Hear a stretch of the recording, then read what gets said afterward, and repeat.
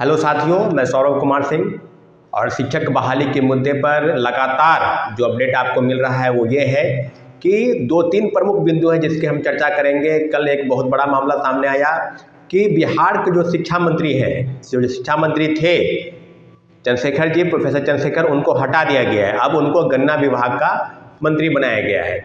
तो जाहिर सी बात है कि माननीय मुख्यमंत्री जी ने निश्चित रूप से जिस तरह के काम किए, जैसे मुख्यमंत्री जी ने जो निर्णय लिया कि के पाठक के इस निर्णय पर कि जब अवकाश लिए के पाठक, तो इस शर्त के साथ वापस आए कि इस विभाग के जो मंत्री हैं प्रोफेसर चंद्रशेखर, उनको पद से हटाया जाएगा, तभी हम इस पदभार को ग्रहण करेंगे। तो जाहिर सी बात है कि माननीय मुख्यमंत्री जी ने इस बात पर संज्ञान लिया, इस बात पर हामी भरी और के पाठक के के पाठक जो आवेदन थे, के पाठक सर का जो निर्णय था, उस निर्णय के साथ होते हुए मुझे लगता है कि चंद्रशेखर जी को इस मंत्री पद से छुट्टी कर दी गई और उन्हें गन्ना विभाग का मंत्री बनाया गया है।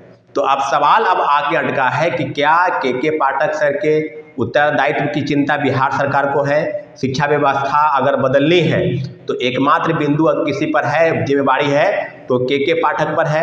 तो फिर मंत्रालय किस प्रकार से चल रहा था? क्या चंद्रशेखर जी नाकाम रहे हैं इस तरह की चीज़ों पर? तो आपको याद होगा कि जब से वो मंत्री बने हैं, शिक्षा व्यवस्था पटरी पर उतरने वाली है। शिक्षा व्यवस्था पटरी से उतर गई, उसको ठीक करने की बजाय, कैसे दुरुस्त होगी उसको करने की बजाय, स्कूल कॉलेज आदि कई जो शैक्षणिक वातावरण थे उसको ठीक करने की बजाय वो जाति धर्म, रामचरितमानस, गीता पर, ग्रंथ पर और कई चीज़ों पर व्याख्यान दे रहे थे। खासकर उनका व्याख्यान जो था वो जाति और धर्म के इर्द गिर्द ही घूम रहा था। तो अब ये कहने की जरूरत नहीं है कि क्या के पाठक सर को जो अफसरशाही की खुली लगाम उनको छूट दे दी गई कि आप शिक्षा व्यवस्था में जो अमूलचूल परिवर्तन है और जो बहाली है, इस सारे मामलों पर अब पूरा दायित्व जो है, भले ही विभागीय मंत्री आलोक मेहता को बनाया गया है, परंतु शिक्षा विभाग की जो कवायद है और शिक्षा व्यवस्था को बदलने की जो माननीय मुख्यमंत्री का दिशा निर्देश है, उस सब पर क्या के पाठक सर लगाम लगा पाएंगे?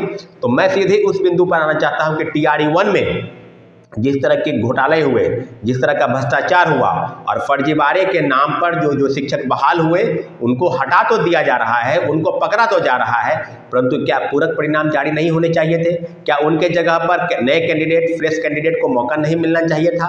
तो इस तरह की चीज़ों पर अगर संज्ञान नहीं लिया जाएगा, अगर बातें आगे नहीं बढ़ेगी, तो क्या के पाठक के रहने से और नहीं रहने से क्या शिक्षा व्यवस्था बदल नहीं जाएगी?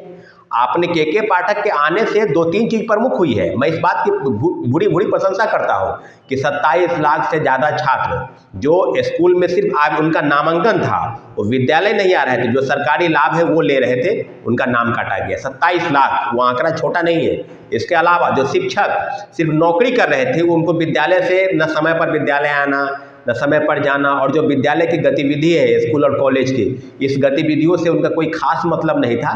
तो मुझे लगता है कि के पाठक सर के आने से इस सब गतिविधियों पर लगाम लगा है। वो ससमय स्कूल आ रहे हैं, ससमय स्कूल से जा रहे हैं और जो भी शैक्षणिक वातावरण है उसको तैयारी के, परंतु कुछ मामले को लेकर तुगलकी फरमान जारी करना, कहीं न कहीं प्रिंसिपल का वेतन रोक देना, MLC का वेतन रोक देना, यहाँ तक कि वाइस चांसलर का वेतन रोक देना, और माननीय गवर्नर यानी राज्यपाल जो कुलाधिपति होते हैं, उनके कुछ हस्तक्षेप भी हुए इस मामले को लेकर। तो जो अफसरशाही की खुली छूट, यहाँ तक कि जो नेता हैं RJD के तेजस्वी यादव जी, वो भी जो डिप्टी CM बिहार के हैं और उन्हीं के मंत्री हैं चंद्रशेखर जी, तो उनको पर भी इस तरह की चीज़ें नहीं हुई। और मुझे लगता है कि माननीय मुख्यमंत्री जी ने के पाठक को खुली छूट दी है कि आप शिक्षा व्यवस्था को बदलिए, परंतु शिक्षा व्यवस्था के पाठक के रहते ही हुए भी काफ़ी चीज़ें, अगर सेकेंड फेज की बहाली हुई, नियुक्ति प्रक्रिया भी हुई, परंतु जो आवंटन है स्कूल का, जो स्थापना है या जो पदस्थापना की चीज़ें हैं, काफ़ी चीज़ें जो है रुकावट थी, क्योंकि लगभग 10-12 दिन से वो छुट्टी पर थे और छुट्टी बढ़ाने के लिए फिर एक्सटेंड किया गया कि हम 30 तक छुट्टी पर जाएंगे। परंतु मेरा ये सब मानना है कि के पाठक के रहते हुए TRE-1 और TRE-2 दोनों में व्यापक तौर पर धांधली हुई है। और जो चीज़ें हम लोग कहना चाहते हैं कि सेकेंड फेज की बहाली को लेकर जो पूरक परिणाम, अगर शिक्षा विभाग की सूची गई है 1400 कुछ पदों के लिए, तो सारे पदों पर TRE-2 के तहत पूरक परिणाम जारी होने चाहिए थे, परंतु अभी तक लगभग 4 जनवरी का ट्वीट है और ट्वीट के हवाले से इस बात की अभी तक पुष्टि नहीं हुई है कि क्या पूरक परिणाम जारी होंगे या कब होंगे, क्योंकि जो पता चल रहा है कि शिक्षा विभाग ने जो आवेदन थे उसको रोक लिया है या वापस ले लिया है। तो मुझे लगता है कि इस बात पर मुझे चिंता नहीं है, इस बात पर सारे शिक्षक अभ्यर्थियों को चिंता नहीं होनी चाहिए क्या चिंता नहीं होनी चाहिए? क्या चिंता लाजमी नहीं है? शिक्षक अभ्यर्थी इस बात पर इंतजार कर रहे हैं कि बिहार की शिक्षा व्यवस्था बदले, परंतु एक अफसर को इतना खुली छूट मिले कि वो बेपटरी होकर तुगलकी फरमान जारी करे।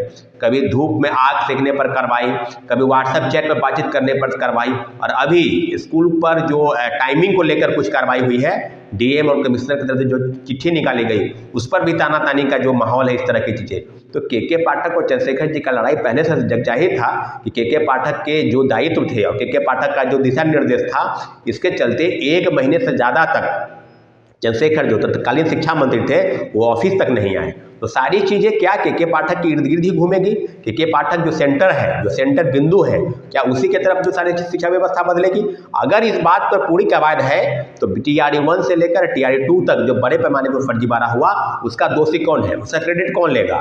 तो के पाठक लेंगे या अतुल प्रसाद लेंगे? मुझे लगता है कि बीपीएससी और शिक्षा विभाग ने मिलकर जिस तरह के आवंटन किए, जिस तरह की नियुक्ति प्रक्रिया अपनाई, तो सारे नियुक्ति प्रक्रिया में दोषारोपण था, निश्चित रूप से दोष था, क्योंकि आपने सर्टिफिकेट के बिना वेरिफिकेशन के रिजल्ट निकाला, सीटेट फेल, एसटीटी फेल, कई फर्जी प्रमाण पत्र। आज डोमिसाइल की चर्चा हो रही है, डोमिसाइल भी फर्जी बनवाया जा रहा है, आपको दिव्यांगता सर्टिफिकेट फर्जी बनवाया जा रहा है। तो नियुक्ति प्रक्रिया में अब इस बात की पुष्टि तो नहीं हो सकती ना कि गलत नहीं हुआ। गलत तो है, आप ही की चिट्ठी बाहर निकल रही है।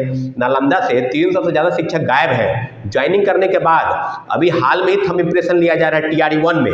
क्यों? क्योंकि लोग पता चल रहा है कि आपने परीक्षा दिया, आपके जगह पर कोई और बैठा, ज्वाइनिंग आपने किया, या फोटो मिलान नहीं हो रहा है, आधार कार्ड का मैचिंग नहीं हो रहा है, तो अब हम लोग क्या कहेंगे कि क्या फर्जीवाड़ा नहीं हुआ? तो के पाठक सर और अतुल प्रसाद जी